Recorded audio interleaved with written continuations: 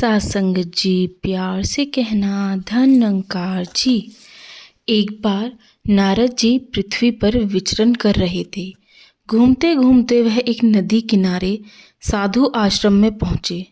उन्होंने दूर से देखा कि वहाँ एक युवती बैठी रो रही है। उसके दोनों ओर दो बूढ़े व्यक्ति बेहोशी सी हालत में पृथ्वी पर पड़े हैं। वे कभी लंबी सांस लेते हैं तो कभी निढाल होकर लेट जाते हैं। वह युवती कभी उनको ढांढस बंधाती है तो कभी स्वयं उदास होकर इधर उधर देखती है। ऐसा लगता है कि जैसे वह लगातार सहायता के लिए हाथ उठा रही हो, परंतु उसे अभी तक कोई भी सहायता नहीं मिल पा रही थी। नारद जी साधु वेश में व उन व्यक्तियों और युवती के पास पहुँचे तो उसने दृष्टि उठाकर उनकी ओर देखा, हाथ जोड़कर प्रणाम किया, फिर कातर भाव में बोली, हे संत जी, मेरे धन्य भाग हैं कि मुझे आज आप सरीखे साधु संत के दर्शन हुए हैं। मेरे मन का संताप कम होगा। नारद जी ने पूछा, हे देवी, आप कौन हैं? ये दो वृद्ध व्यक्ति कौन हैं आपके साथ? आपकी सेवा इतनी दासियां कर रही हैं, फिर भी आप उदास हैं। मुझे पहले अपना परिचय दीजिए। वह युवती बोली, हे संत महापुरुष, मेरा नाम भक्ति है। ये दोनों मेरे बेटे हैं। एक का नाम वैराग्य है व दूसरे का नाम ज्ञान है। ये देवियाँ गंगा, यमुना आदि विभिन्न नदियाँ हैं। समय और परिस्थितियों का ऐसा चक्कर चला कि मेरे पुत्र मुझसे पहले ही वृद्ध दिखाई देने लगे। हम भूमि पर विचरण कर रहे थे कि मार्ग में ही मेरे पुत्रों का यह हाल हो गया।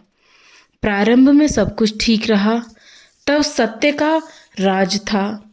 मेरे साथ मेरे पुत्र भी हिम्मत वाले व युवा शक्ति से संपन्न थे, परंतु धीरे धीरे समय बीता, वातावरण दूषित होने लगा, धर्म के नाम पर पाखंड होने लगा, धन की लालसा में लोग बहरूपे हो गए।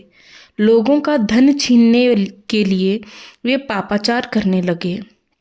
स्त्री पुरुष में कलह चलने लगा। घरों से बाहर स्त्रियों का राज्य हो गया। नर अपनी पत्नियों को केवल काम पूर्ति के साधन से अधिक कुछ नहीं मानते थे। इस प्रकार संपूर्ण वातावरण दूषित हो जाने के कारण हम सबकी ओर किसी का ध्यान नहीं जाता था। इसलिए हम तीनों बूढ़े हो गए। परंतु कालांतर में जब हम यहाँ ऋषि आश्रमों व संतों की नगरी में पहुँचे तो कुछ लोगों को भक्ति में लीन पाया। मेरी कद्र हो गई। मैं फिर तरुणी हो गई, परंतु मेरे इन पुत्रों की इच्छा किसी को नहीं हुई। यहाँ के लोग भी अंधी भक्ति में लीन थे। न तो कोई ज्ञान को भक्ति के साथ जोड़ता और न ही अत्यधिक ज्ञान और भक्ति के योग के कारण उत्पन्न मायावी बंधनों से वैराग्य ही चाहता। यहाँ वैराग्य का अर्थ घर गृहस्थी छोड़ देने से नहीं, बल्कि मायावी बंधनों से चिपक कर न रहने से है। अस्थायी माया जो मिट जाने वाली है से इतना ही नहीं जुड़ जाना कि इसे ही प्रभु जानकर इसी की आराधना करने लग जाना हो, बल्कि इस माया को प्रभु की छाया रूप मानकर प्रभु से प्रेम करो। छाया स्वयं तुम्हारे पीछे चल देगी। ऐसी ज्ञान भक्ति ही वैराग्य है। प्रिय महाजन, मेरे दुख का कारण तो केवल इतना ही है कि मैं माँ होकर भी अभी युवा हूँ, जबकि मेरे ये दोनों पुत्र होते हुए भी मुझसे अधिक वृद्ध हो चले हैं। आप ही मुझे इस दुविधा से निकाल सकते हैं, क्योंकि मैंने सुना है कि संतों महात्माओं से अधिक सुख देने वाला इस विश्व में और कोई नहीं है। नारद जी ने सब वृत्तांत सुनकर कहा, हे साध्वी, सुनो। मैं अपने हृदय में ज्ञान दृष्टि से तुम्हारे संपूर्ण दुख का कारण देख रहा हूँ। तुम्हें दुख नहीं करना चाहिए। प्रभु तुम्हारा ही तो कल्याण करते हैं। वास्तव में मानव के कल्याण के लिए उसे भक्ति मार्ग पर ही चलना श्रेयस्कर होता है। ज्ञान व वैराग्य भक्ति से ही जन्म लेते हैं। मनुष्य माया की चकाचौंध में ज्ञान को भूल जाता है, इसीलिए उसे वैराग्य का तो मार्ग दिखाई ही नहीं देता। तब मानव अंधभक्ति का सहारा लेता है, जो धीरे धीरे पाखंड मार्ग पर चलने को उसे बाध्य कर देती है। पूजा स्थलों का प्रयोग पेट भरने के लिए, स्वार्थ पूर्ति के लिए तथा केवल धनोपार्जन के लिए ही होने लगता है। इस प्रकार के चलन से मनुष्य अपने अंधपतन के कारण कम आयु वाला बलहीन वृद्धावस्था को शीघ्र प्राप्त हो जाता है। नारद जी ने उस तरुणी भक्ति की बात ध्यान से सुनी और विचार किया कि इसका चिंतित होना स्वाभाविक ही है, परंतु उन्होंने उसे ढांढस बंधाया और बोले, हे माई, यह कलयुग है। इस युग में सभी कुछ नाम मात्र ही रह गया है। कार्य रूप में उनका स्वरूप बिल्कुल बदल जाता है। सुव्यवस्था के लिए बनाए गए वर्णाश्रमों को धर्मों का नाम दे दिया जाता है।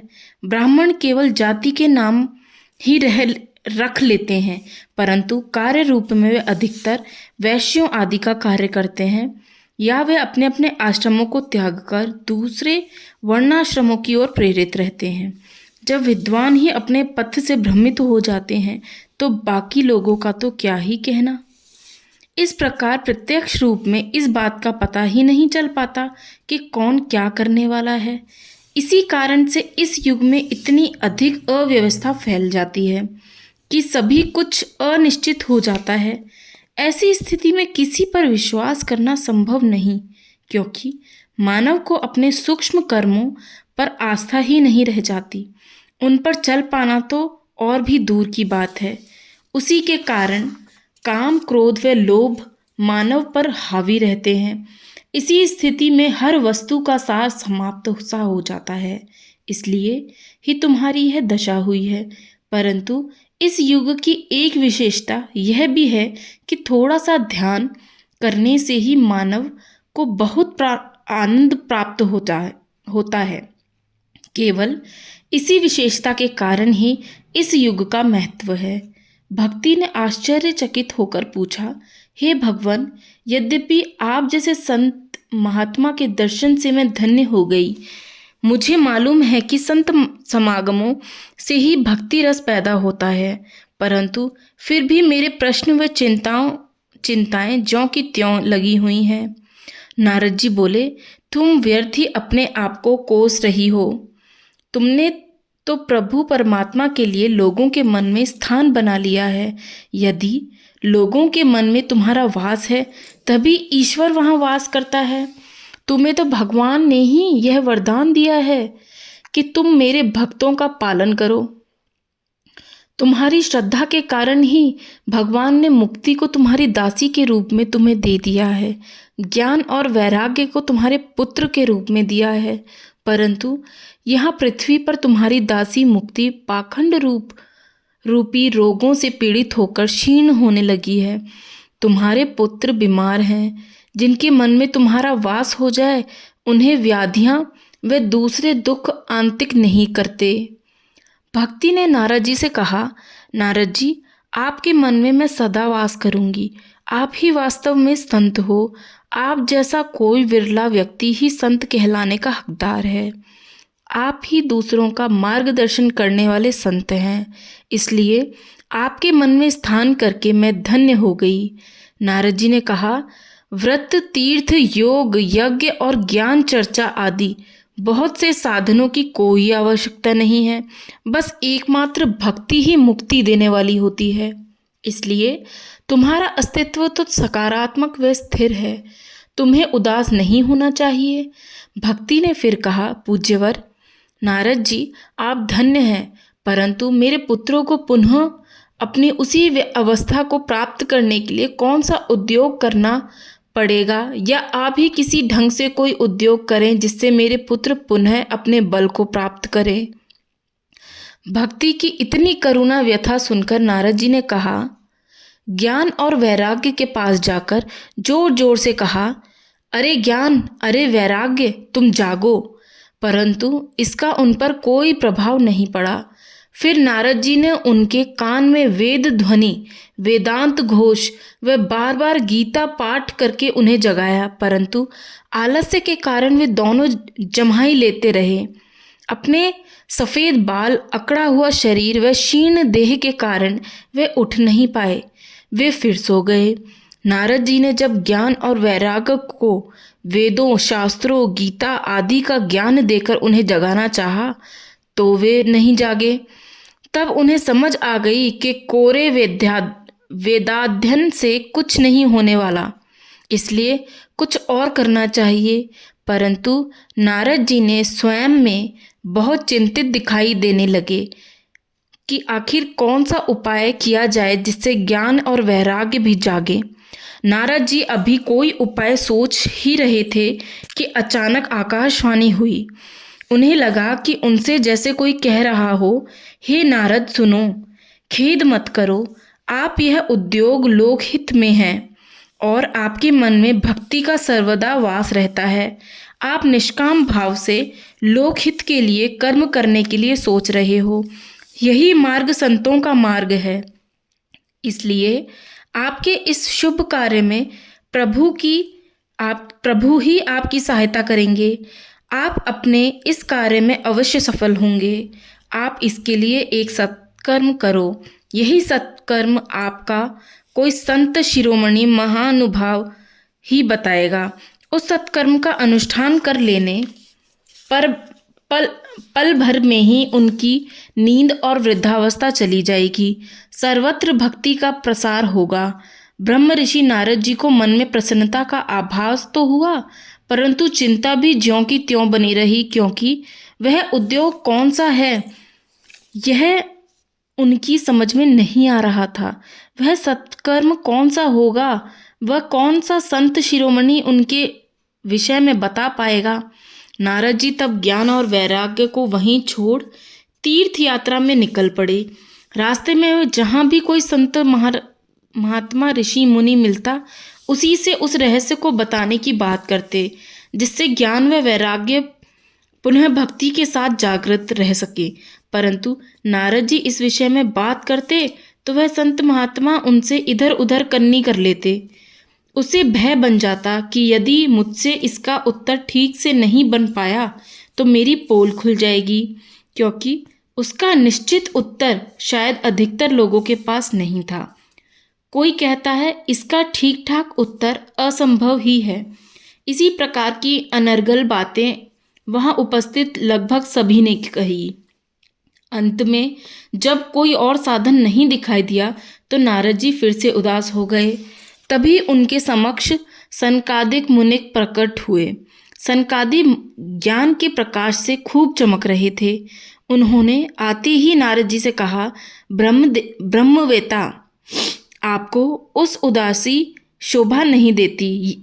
यह उदासी शोभा नहीं देती। आप हमें अपनी उदासी का कारण बताएं।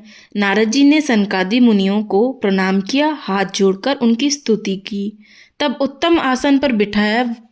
वह फिर उनसे कहा, आप सदा श्री हरि निराकार परमात्मा के भजन कीर्तन में व्यस्त रहते हैं। आपके पास तो प्रभु परमात्मा का बल है, इसलिए आपको बुढ़ापा आदि तंग नहीं करते।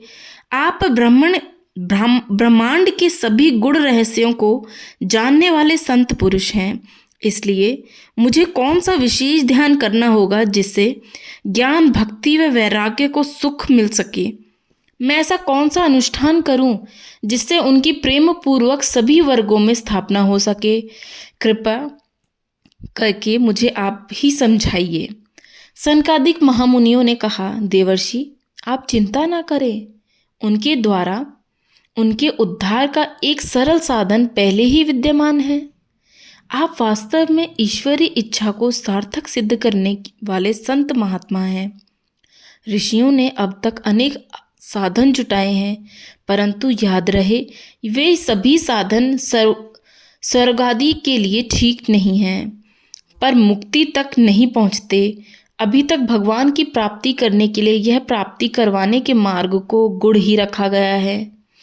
उनका उपदेश करने वाला कोई विरला ही मिल पाता है।